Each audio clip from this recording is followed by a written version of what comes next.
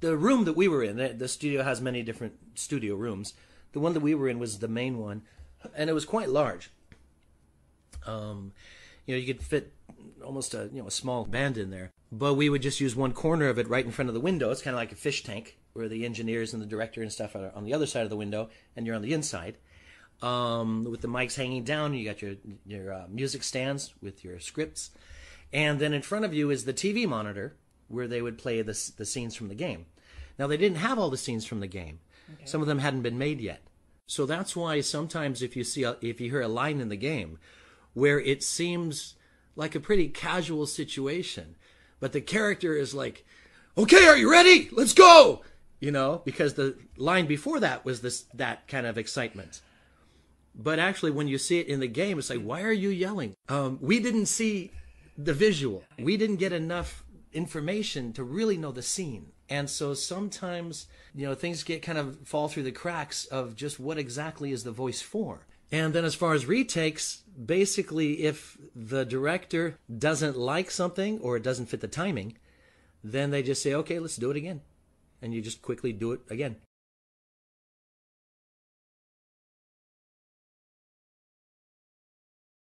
It was fun. It was good. We both kind of got into our characters a bit. He would get into his character and be kind of just cool and a bit reserved. And then I would get into my Ren mode and be a little bit more wild and sarcastic. And we were we were recording just 3 feet apart from each other. So he had his mic, I had my mic, and we're both watching the same monitor. So especially like when we're handcuffed together when we're running and everything, we're practically like holding hands and like running. So we get that kind of emotion and the muscle and the tension and the chest and the breathing and everything. And we were having our timing together. So we had a real good time doing it. Yeah. And then we became friends as well. We'd go out and have dinner or drinks together. And so it was always very comfortable and a lot of fun. No, I think just aside from a couple of photos of us, recording together, I try not to take anything. Scripts are pretty top secret, so you leave them there. I wish, but no. For me, I just try to really get into the character's mind. I know that sounds kind of cliche, but I just assume that I am that character and like what would I do in that situation, and that's where the real voice actor part comes in, and that's why that's the most interesting.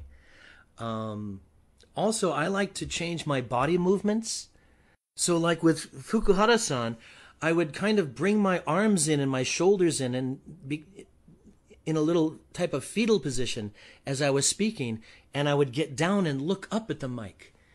And I found that helped me to bring out a little more of not necessarily a weakness, but a little more frailty to him.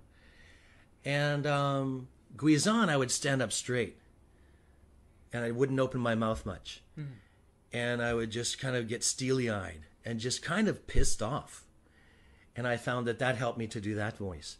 And with Ren, I just thought, I'm the biggest swinging thing out there, and I don't care at all. And that kind of cocky attitude helped me to really get into the character. Yeah, well, he would give us a basic direction of, like Ren, I think he said, he's very sarcastic. He doesn't care about anything. He cares about money and just his own stuff. He doesn't even care about his gang members. He's just very selfish and very arrogant. And I thought, okay, that's a very distinct character. So I think I can do that. And I gave him a couple reads. He would say, pull back a little bit or go a little bit more this way or a little higher voice or lower voice. And then once we zoomed in on that zone that he wanted, then he said, okay, let's rock. And we did it.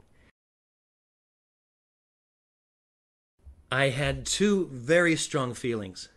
One was first for the fans, because They had been so loyal and dedicated and inspired through 14 years of trying to make it happen.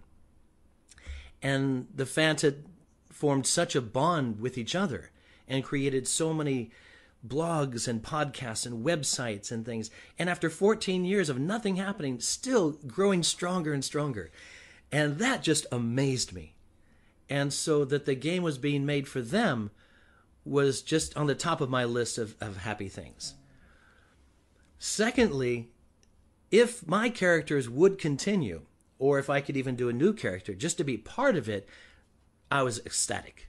I thought that would be so fun, because 1 and 2 were a blast, and I'm sure 3 will be even more amazing with new technology and the story continuing as it is. And so hopefully, I still haven't gotten word, but hopefully if I can continue in Shenmue 3, I'll just be over the moon. Only Corey has gotten word so far that I know of. Liesel and Paul and I discussed earlier about our being used in the game, and we promised each other that if one of us found out any information, we would contact the others.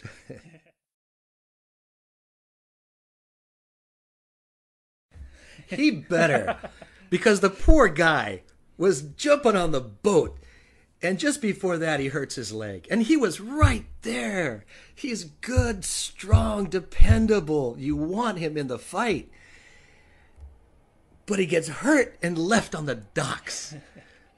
I was so pissed off. And so he's got to come back. He's got to be redeemed. He has to have his chance to shine.